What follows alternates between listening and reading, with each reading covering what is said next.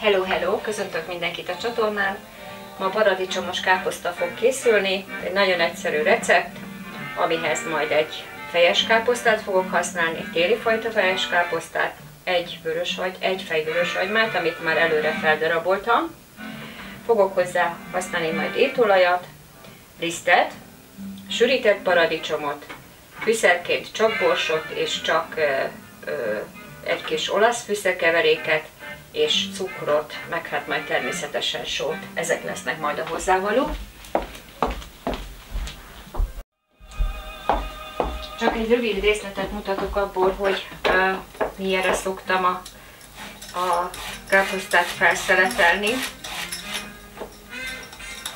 Van egy ilyen billenő fejű reszelőm, ezzel elég vékonyra fel lehet szeletelni, tehát mondjuk, mint hogyha ilyen salátának szeletelni, de lehet gyalúval is, úgyhogy nagyon nem húzom az időt, hát nagyjából így.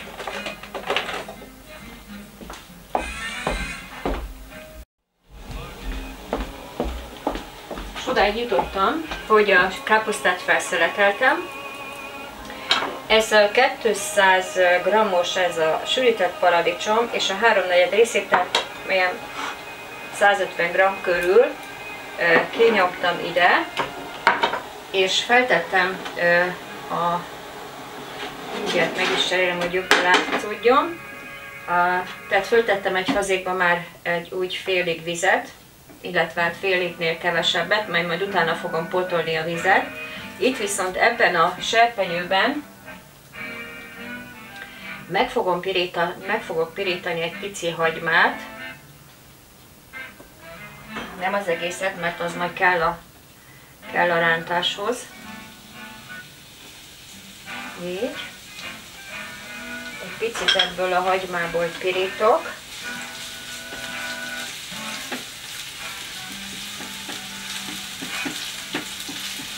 Igen. És együtt ezzel a sűrített paradicsommal. Ezt azért teszem, hogy meg tudjam, hogy hőkezelni tudja, mielőtt bele fogom rakni a vízbe. Annak az a jelentősége, hogy nem fog a gyomrod égni tőle.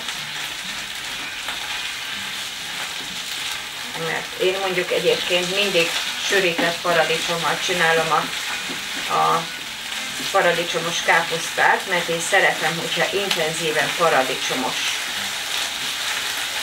Tehát nem is próbáltam még paradicsomlével vagy passzírozott paradicsommal egyáltalán szinte. Én mindig sűrített paradicsommal csinálom. A többével vonatkozóan nem is tudok tanácsot adni. Így. És akkor ez a pár perces kis kezelés elég neki.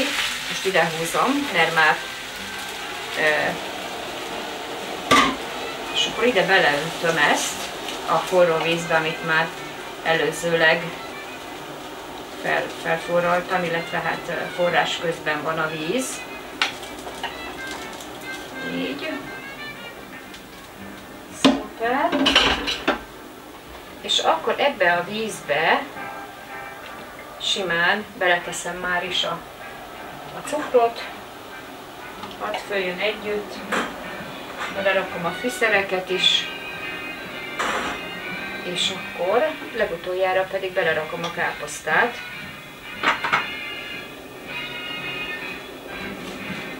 Így.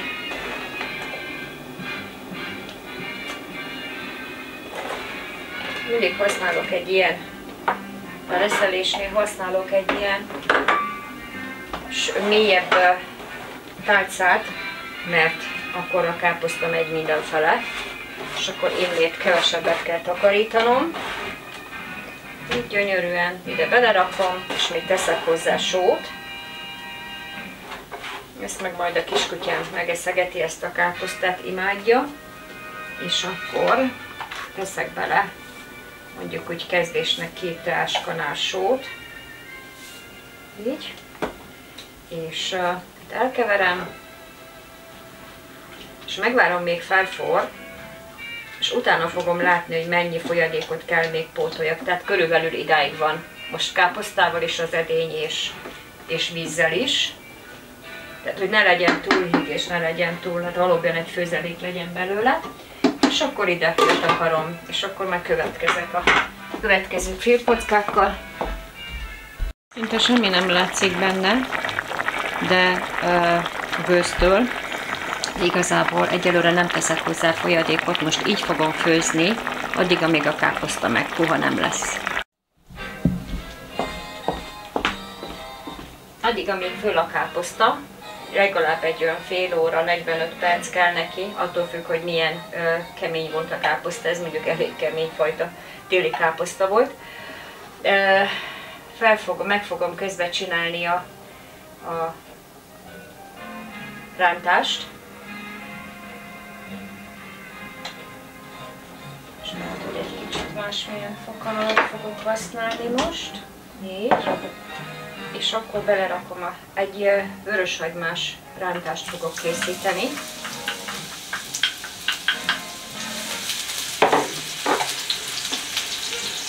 És hogy nem baj, hogyha ki fog hűlni, majd úgyis meg lehet melegíteni, de egyébként az sem biztos, hogy meg kell majd melegíteni, mert ugye még arra kell várni egy fél órát.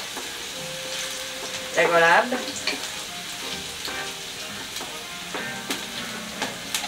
Oké. Nem kell nagyon megpirítani a hagymát, és mondjuk mit tudom én, egy 3 teáskanállal teszek bele a lisztből.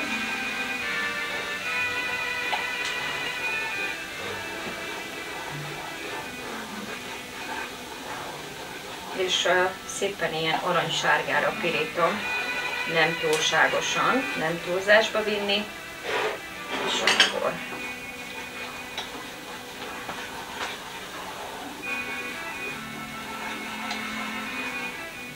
lehet érezni, amikor már a liszt egy kicsit egy ilyen pirított illatot kap, akkor abba hagyhatjuk.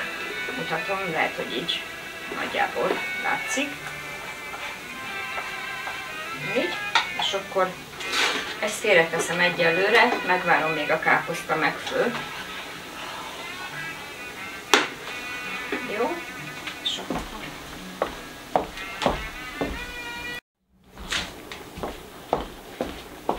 mivel hogy gombóccal fogom tálalni a paradicsomos káposztát, ezért a párhuzamos főzésnél elkészítem most a gombócnak az alapját. 6 darab burgonyát sós vízbe megfőztem, és most lepasszírozom. Addig, amíg utána be fogom rántani a káposztát, mert már majdnem olyan állapotban van, de még hagyom, mert szeretem, hogyha rendesen meg van főve. És utána fogom mutatni a gombóc receptet is, úgyhogy egy videóba 2 receptet is fogtok kapni. Igazából ehhez a paradicsomos káposztához a legjobban illik egy natúr csirkemell, vagy natúr csirke hús. Mivel hogy most böjti időszak van, ezért nem hússal tálalom, hanem krumpli, tehát gombóccal, krumpli gombóccal. És egyébként fűszeres csirkemell kockákkal szoktam tálalni, amikor nem böjti időszak van. De most valahogy olyan savanyú vagy paradicsomos káposzta ehetnékem támadt, mert már elég régen nem csináltam. Úgyhogy most akkor ezt hagyom, és ki fog hűlni.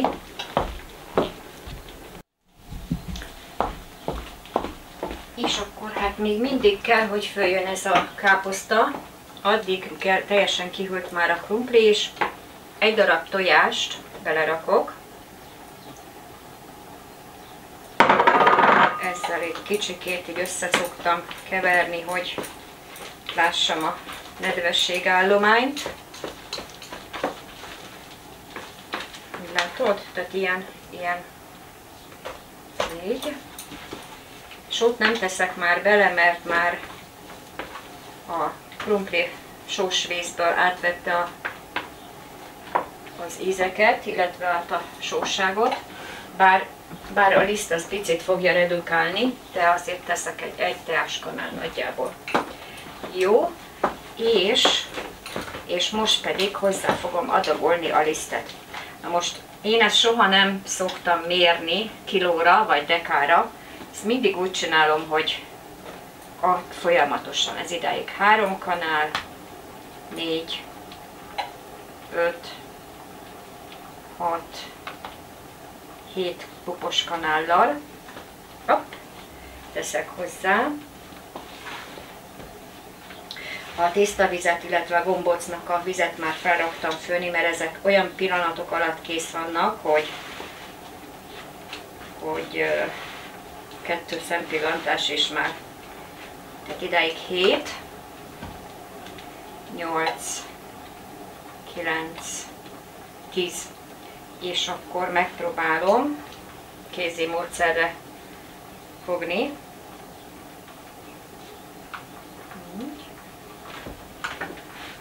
És akkor lesz jó, hogyha a tésztámból kapok egy ilyen gyúrható, állagú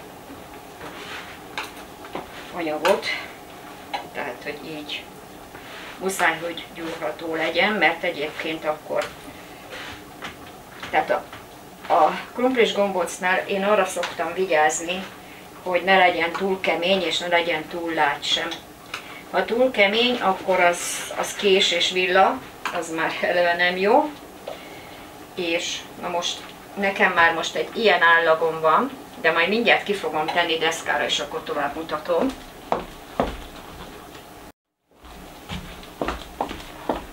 Most tehát 10 kanállal raktam bele, meg 1 kanállat tettem ide az aljára, hogy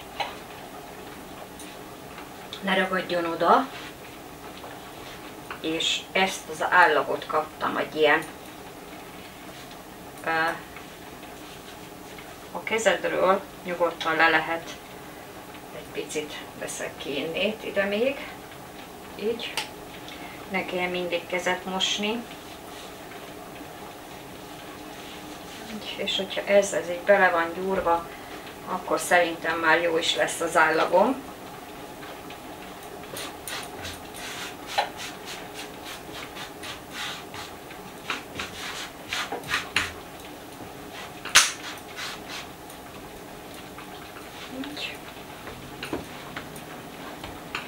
És akkor ezt egy ilyen homogénné nyújtom, nem nagyon nyújtogatva.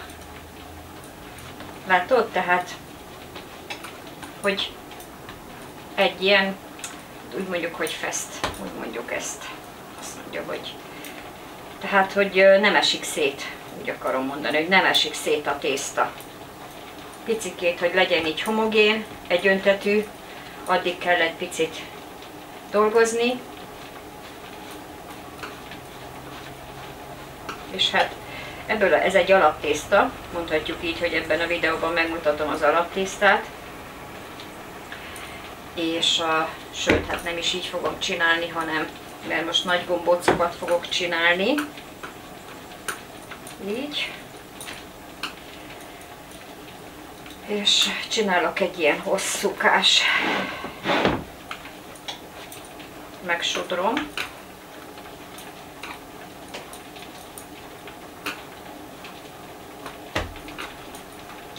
Megpróbálom itt szép egyenletesre. Látod, hogy milyen szépen dolgozik a tészta? Jó, tehát nagyjából így, és csinálok belőle ilyen kis, amiket össze fogok így gombócozni. Picit szórok ide az aljára, mert most ide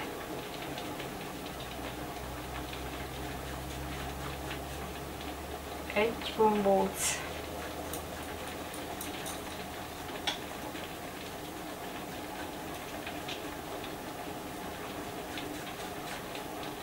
kettő, így nagyjából egyforma nagyságúak lesznek.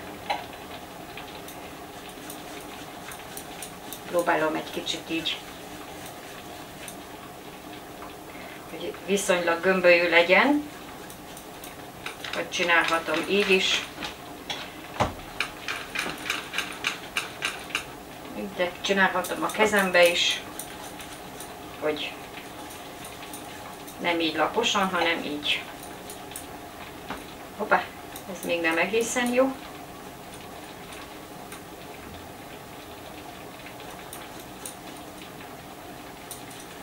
Oké, és akkor még majd fogok belőle csinálni másmilyen formátumot is. Úgyhogy jövök továbbiakban. Akkor most végül is 2, 4, 6, 8, 10 gombócot csináltam. Ez elég is lesz a paradicsomos káposztához, most viszont berántom. De nem fogom felmelegíteni, hanem teszek ide ebből a forró káposztából a rántásra, és az majd fel fogja oldani a zsiradékot, és akkor berántjuk.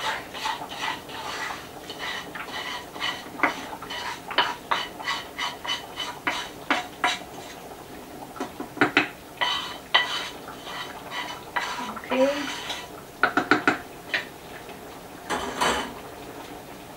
Ezek már az utolsó folyamatok, fázisok. És még egy olyan 5 percig főzöm ezzel a rántással, mert a lisztnek is meg kell főnie. És akkor megkapja azt a kellemes állagot, amikor nem leves és nem nagyon felforrt a tésztavíz, és a gombócokat most így egyenként beledobálgatom. Itt lehet, hogy formázok egyet, mielőtt belerakom még egyszer. Kicsikét lehet, hogy leültek. És készítettem ide kicsi gombócokat is. Ebből majd még meglátom, hogy milyen receptet fogok készíteni és bemutatni. Jó, és akkor hát megvárjuk, még feljönnek a gombócok a tetejére, és jöhet a tálalás. A gombócok feljöttek a víz tetejére, kezdődhet a tálalás. Úgy.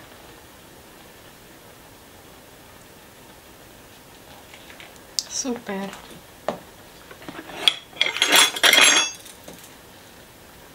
És jöhetnek a gombócok.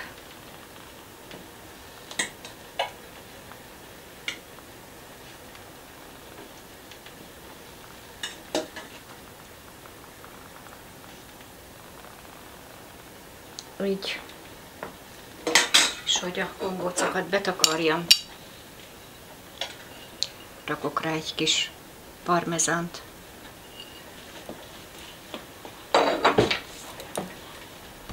Jó étvágyat kívánok!